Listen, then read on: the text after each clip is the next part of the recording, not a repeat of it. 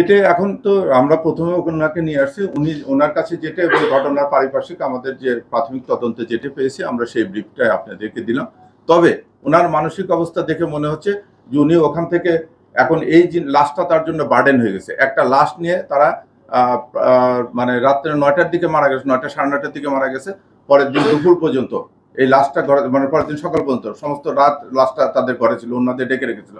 তারা আসলে কি কর্তব্য বিমূঢ় হয়ে গেছে, তারা কিভাবে লাশটা ডিসপোজ অফ করবে এটার ওই পাচ্ছিল না। তারা এক পর্যায়ে বলেছিল যে ওই আপনার জারেজুল বলেছিল যে আমরা বাসালাকে বলি যেরকম একটা ইনসিডেন্ট ঘটে গেছে।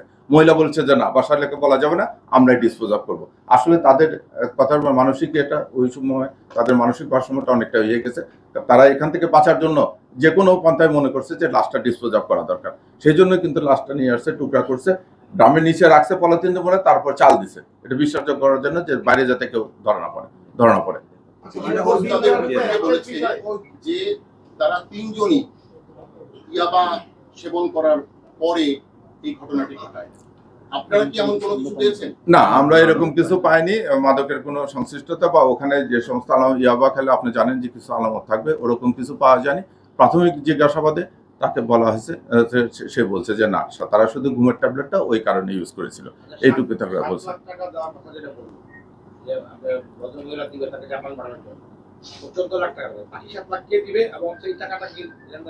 না, 7 লাখ টাকা এখানে দেবে, বাকি 7 লাখ টাকা জারেজুল জাপান গেলে ওখান থেকে এই ইয়াকে আশাবুলকে পরিশোধ করবে, এটি তাদের বিষয়। আচ্ছা ভাইয়া, ওই দিন লকডাউনকে কেন্দ্র করে রাজধানী পুরো স্তব্ধ ছিল একটা রায়কে কেন্দ্র করে, কিন্তু হাইকোর্টের পাশে লাস্টটি কেন ডাম্পিং করা হলো এবং এই বিষয়ে কোনো প্রশ্ন করেছিলেন কিনা?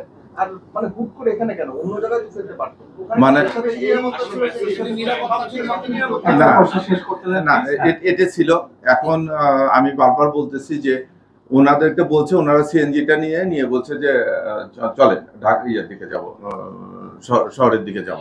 ধনিয়া থেকে সিএনজিটা নিয়ে আসে ওখানে সিএনজির ভিতরে মহিলা একবার বলেছিল যে যেখানে একটু ফাঁকা জায়গা পাবেন সেখানে সিএনজিটা দাঁড় করে।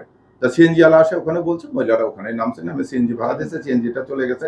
মহিলাও খুব ভালো করে চেনে না, জারেজুল চেনে না, জারেজুল ঢাকা শহরে খুব সীমিত এলাকা চেনে।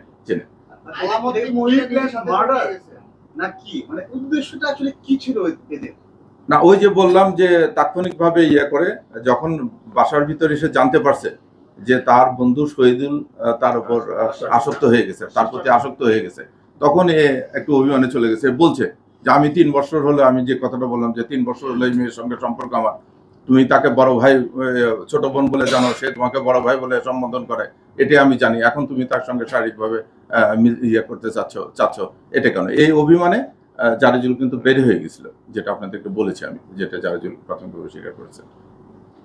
স্বামী সম্পর্কে কোনো তথ্য আপনাদের কাছে আছে কিনা?